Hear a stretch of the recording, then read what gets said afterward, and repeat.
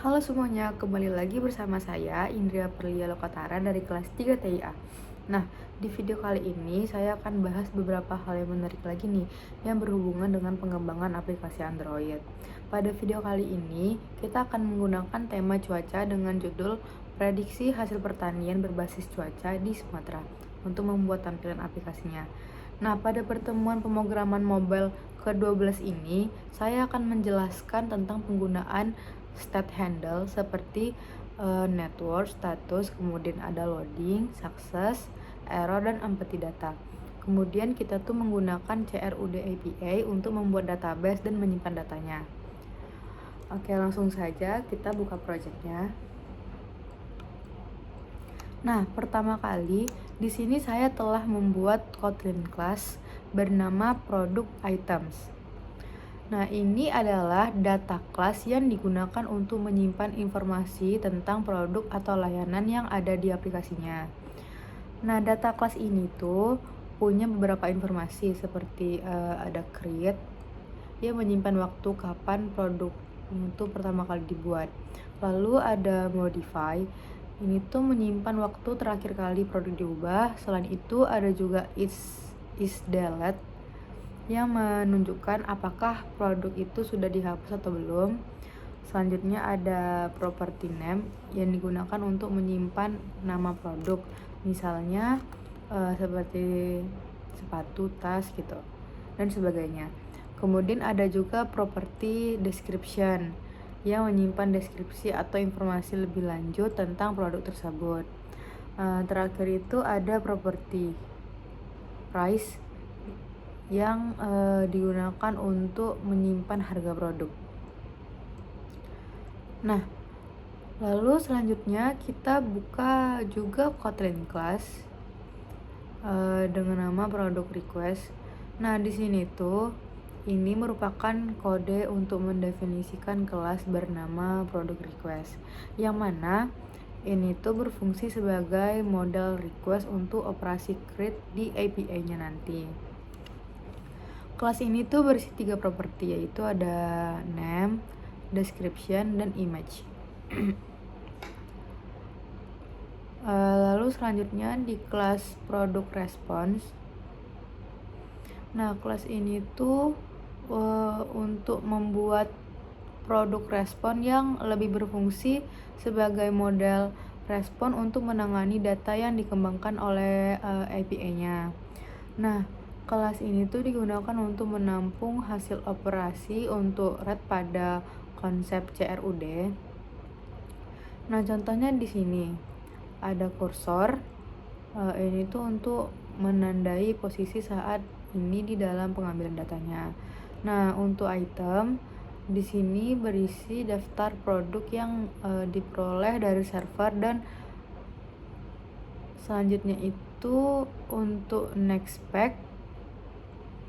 Ini tuh untuk menyimpan URL untuk diakses ke halaman berikutnya. Nah, selanjutnya di dalam package network kita butuh 2 Kotlin class, yaitu ada API service dan retrofit instance.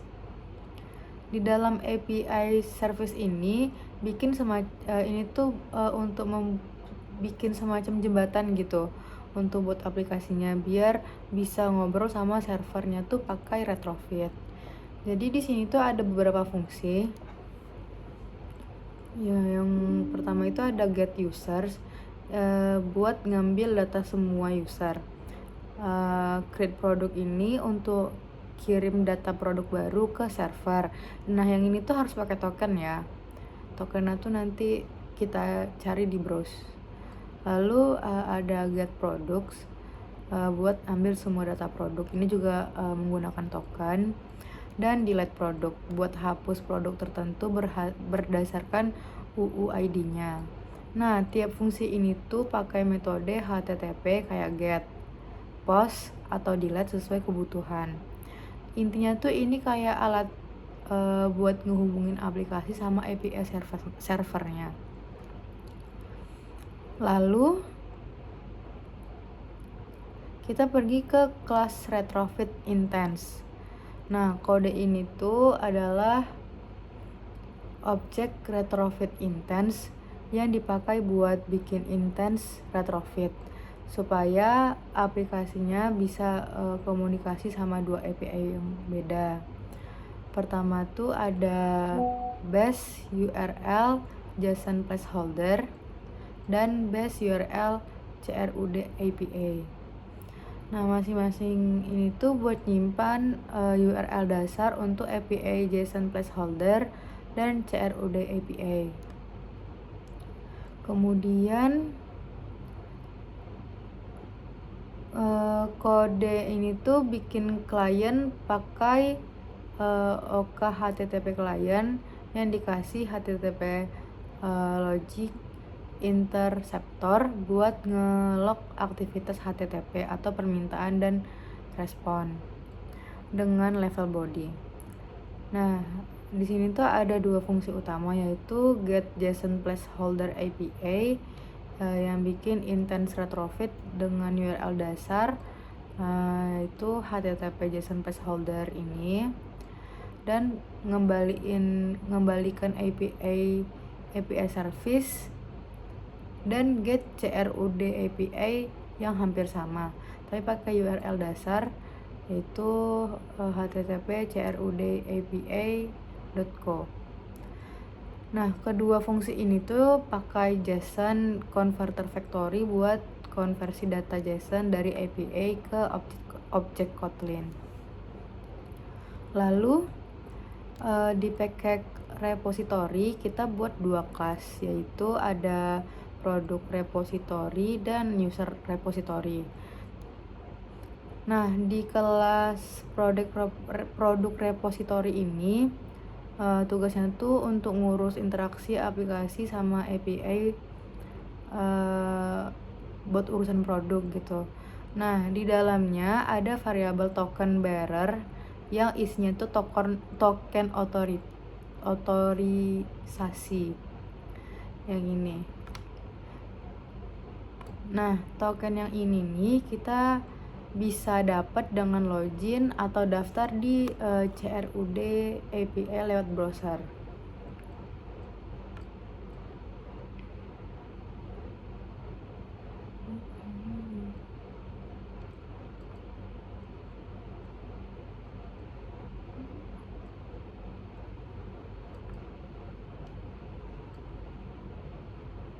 Nah, di sini kita kalau belum login kita bisa login,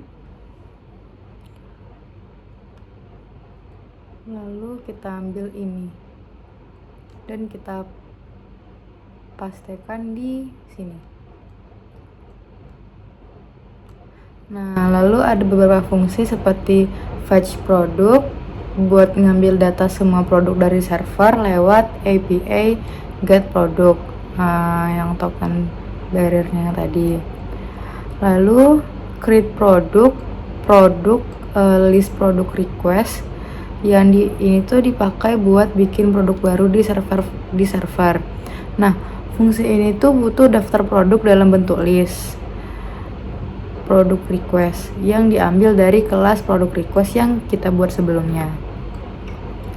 Dan delete produk UUID string ini tuh buat hapus produk tertentu pakai API delete produk token bearer UUID.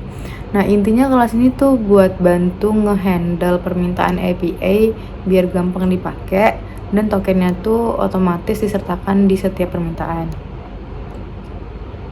Nah, lalu di kelas user repository yang tugasnya tuh ngurus komunikasi antara aplikasi dan API buat data pengguna atau user. Nah, di kelas ini tuh punya fungsi sederhana, yaitu fetch user yang dipakai buat ngambil daftar semua pengguna dari server. Nah, fungsi ini tuh manggil API lewat API get user, di mana API adalah instance dari API service yang sebelumnya didefinisikan. Nah, nanti hasilnya tuh berupa list user, yaitu daftar objek pengguna yang didapat dari server. Nah, selanjutnya tuh pada Selanjutnya tuh kita pergi ke page check home. Nah, di home fragment ini kita buat state handle seperti network status, loading, success, error, dan empty data pada setup news horizontal. API News Horizontal adalah fungsi yang bertujuan untuk menampilkan data pengguna dalam bentuk daftar horizontal. Pertama, fungsi ini akan menginisialisasikan adapter dengan Home News Horizontal Adapter Empty List yang akan digunakan untuk menampilkan data dalam tampilan daftar horizontal. Nah, kemudian user view model get user require context dipanggil untuk mengambil data pengguna melalui view model. Nah, setelah datanya itu diminta, kita mulai mengamati perubahan pada live data yang terdapat pada user view model data dengan observe view life cycle owner. Pengamatan ini tuh akan memberi respon setiap kali status datanya itu berubah. Nah, ada 4 kemungkinan status yang diamati di sini. Yang pertama itu ada resource loading. Ketika data sedang dimuat, tampilannya tuh akan menunjukkan loading indikator dan menyembunyikan elemen lainnya seperti daftar berita, error, atau empty view. Lalu yang kedua itu ada resource success. Nah, ini tuh jika datanya tuh berhasil diterima, elemen-elemen UI terkait status berhasil tuh akan ditampilkan.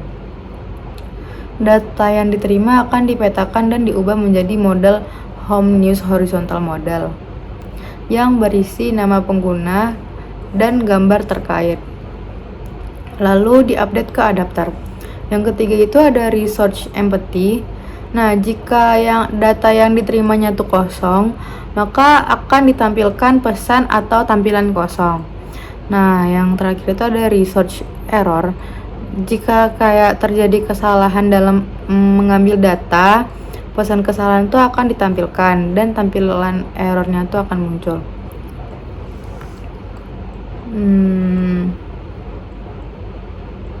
Nah, setelah itu binding news horizontal list adapter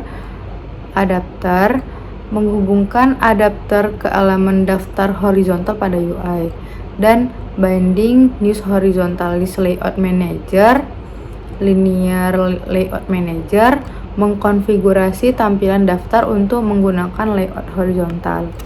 Nah, jika sudah, kita masuk ke page check message. Nah, lalu di bagian kelas notification fragment ini adalah fragment yang digunakan untuk menampilkan dan mengelola produk dalam aplikasi. Dengan kemampuan untuk mengambil, membuat, dan menghapus produk, fragment ini tuh menggunakan view model untuk mengelola data dan interaksi dengan repositorinya. Nah, di dalam onCreate view, pertama-tama binding dengan layout fragment notification binding ini tuh diinisialisasikan. Kemudian adapter Home News Horizontal Adapter disiapkan untuk menampilkan daftar produk dalam grid dengan grid layout manager yang memiliki 2 kolom. Fungsi create produk dipanggil untuk membuat produk baru, sedangkan get produk digunakan untuk mengambil produk dari server dan mengamati perubahan data. Nah, fungsi get produk mengamati live data yang dikelola oleh produk view model. Jika data sedang dimuat, elemen UI yang sesuai untuk status loading akan ditampilkan. Nah, dan jika datanya tuh berhasil diambil, daftar produk akan ditampilkan dengan data yang baru. Nah, jika datanya itu kosong, tampilan kosong akan ditunjukkan. Nah, apabila terjadi kesalahan, tampilan error akan muncul dengan pesan kesalahan yang sesuai gitu. Serta opsi untuk mencoba atau mencoba ulang. Lalu fungsi create product bertugas untuk membuat produk baru dengan mengirimkan data produk melalui create produk.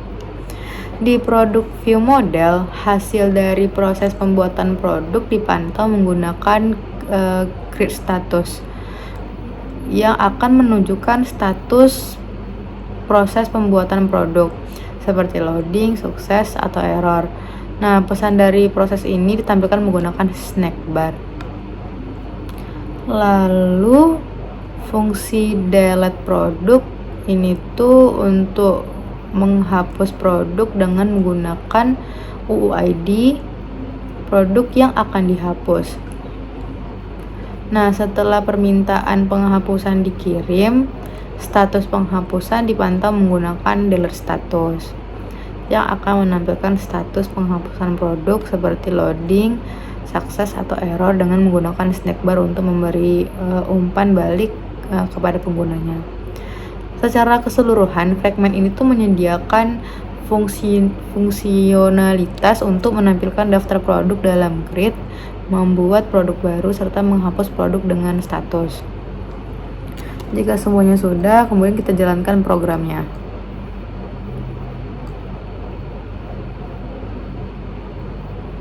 Nah, ini tuh tampilan home-nya. Di sini kita bisa geser bagian berita pertaniannya.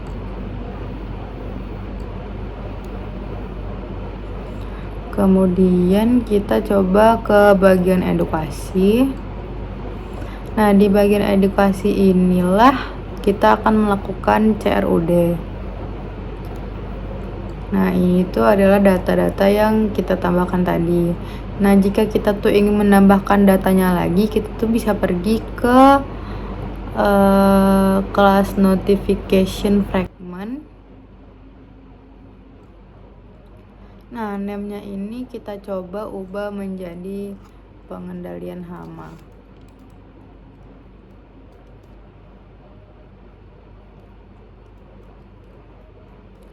Nah, kemudian kita coba run lagi.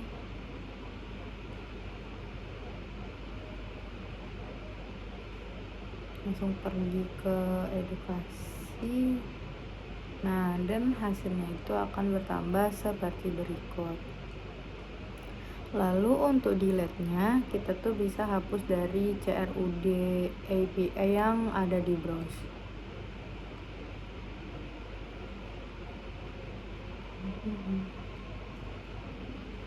Nah, seperti ini. Klik hapus. Sekian yang dapat saya sampaikan. Maaf bila ada kesalahan kata. Assalamualaikum warahmatullahi wabarakatuh.